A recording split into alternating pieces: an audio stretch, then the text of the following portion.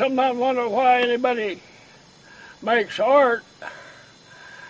Well, I say I don't know why anybody makes religion. It's all some kind of an urge that I don't really understand.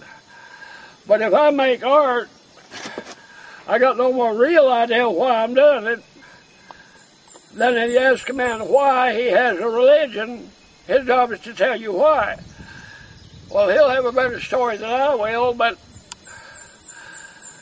it could be it's a distorted hunting instinct, like the animal in us, if it moves, kill it. If it moves, kill it. If it moves, go eat it. An artist is similar to that, but he doesn't want to kill it. He just wants to record it. And that feels better because he hadn't had to kill anything. It's a matter of possession. Like, say, if I make a picture of a woman, while the mind is on that picture, that woman belongs to me. At least the image of her belongs to me. Well, in reality, all you have is the image of the woman, and then you have to turn off the lights at night when it gets real.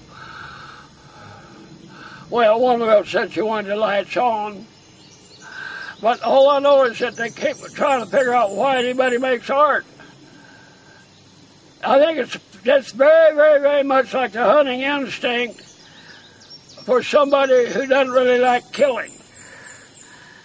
I temporarily possess this because I made a picture of it. But when I go abstract, I got a whole new world. It's like an art world, talking about abstract. It took me a while here lately looking at a lot of art books to go ahead and give that a go. And then the only reality is, what is your hand going to do? Or what is your sense of rhythm going to do? And it don't have to look like anything you know about, because what's real now is what your hand does. Like, say, if I work with small line and shut my eyes for a minute, my mind will make complicated pictures with small lines. If I work with a certain color, then shut my eyes for a minute or two or three, my mind will try to make designs with that color. And if I work with a broad black marker and shut my eyes for a minute or two or three, my mind will make all kinds of wild designs with a wide black marker. So my mind don't turn off when I quit. If I shut my eyes, my mind will try to show me what I could have done if I was smarter. And the designs my mind comes up are always better than what I'm going to get when I'm actually doing education. Nobody told me why I needed education in art.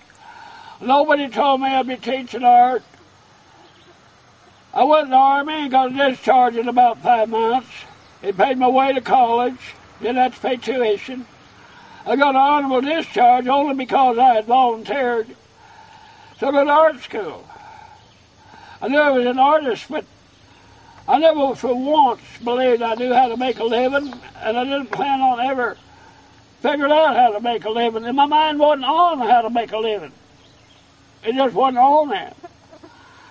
So if I really respected the girl, I felt I should leave the girl alone because I couldn't offer her a future because of who I was. Anyway, after I had graduated, I had a lot of time to kill, no job, and my mother was sick about half the time, and it was depressing, and I just got out on the streets at night, and I became affiliated with outlaw bikers, and we broke a certain number of laws.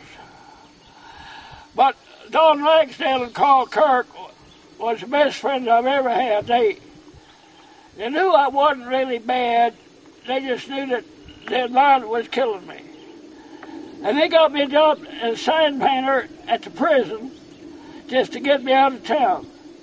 But I didn't take them up on it. I stayed there 6 more years and broke the law 6 more years. But I loved them because I knew that they wanted to help me. And I'd be happy if they're alive now. If they was 40 when I was 20, they could be alive if they was 95. I would like to get in touch with Don Ragsdale and Carl Kirk until I loved them for trying. They tried.